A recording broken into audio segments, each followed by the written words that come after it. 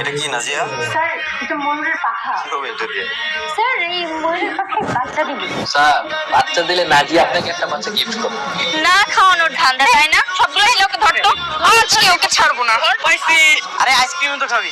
যা নিয়ে আয়। মিরাজ আজকে আমাদের খাওয়াবে। আজ আমি আরোহী নাম্বারে দিয়েছি না। আরোহী মিমকে মুরগির গলা দে। সাবধান।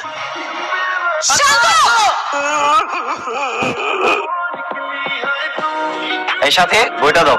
আপনি নাজিয়ার বইটা নেন। এটা কি নাজিয়া? স্যার এটা ময়ূরের পাখা। কি হবে এটা দিয়ে? স্যার পাখাতে বাচ্চা দিবে।